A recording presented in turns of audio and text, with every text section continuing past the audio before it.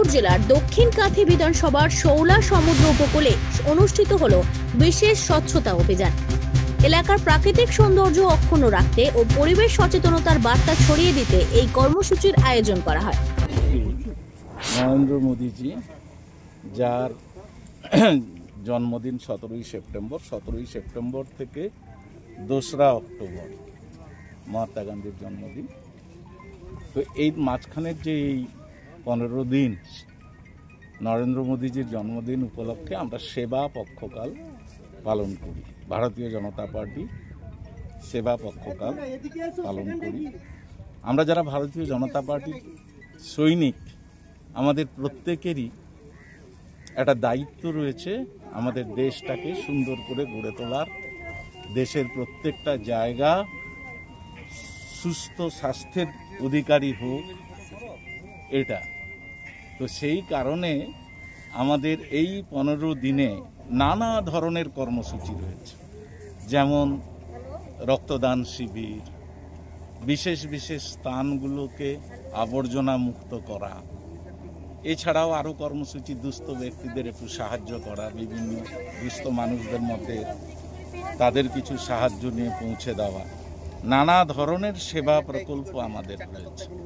তো সেই সেবা প্রকল্পের মধ্যে একটি হচ্ছে আমাদের যে কর্মসূচি নিয়েছি যে স্বচ্ছতা অভিযান, এবং এই সমুদ্র উপকূলবর্তী এলাকায় এদিনের এই স্বচ্ছতা অভিযানে উপস্থিত ছিলেন কাঁথি লোকসভা কেন্দ্রের সাংসদ সৌমেন্দু অধিকারী। তিনি স্থানীয় মানুষজন ও স্বেচ্ছাসেবী সংগঠনের সদস্যদের সঙ্গে হাতে হাত মিলিয়ে সমুদ্র তট পরিষ্কারের কাজে অংশগ্রহণ করেন।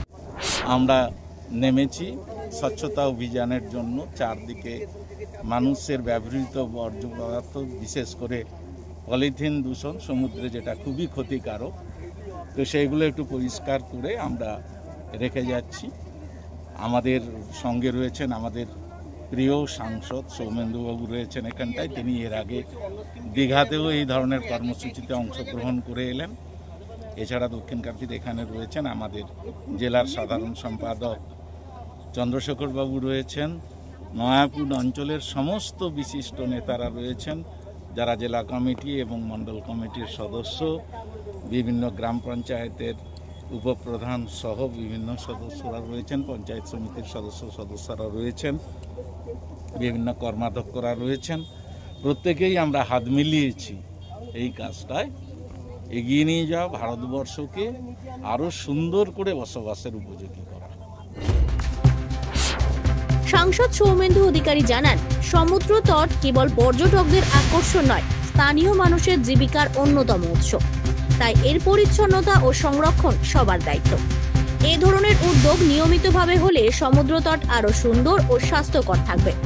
স্থানীয় বাসিন্দা ও উপস্থিত মানুষজন সাংসদের এই উদ্যোগকে স্বাগত জানান এবং ভবিষ্যতেও এমন সচেতনতা কর্মসূচি চালিয়ে যাওয়ার আহ্বান জানান। এদিনের এই কর্মসূচিতে উপস্থিত ছিলেন দক্ষিণ কাঁথির বিজেপি বিধায়ক অরূপ দাস, জেলার বিজেপির সাধারণ সম্পাদক চন্দ্রশেখর মণ্ডল, জেলা পরিষদের সদস্য সঙ্গীতা দে, বিজেপি নেতা উমেশ প্রধান প্রমুখ। পূর্ব মেদিনীপুর থেকে মনোজ গিরের রিপোর্ট, জেলার বার্তা।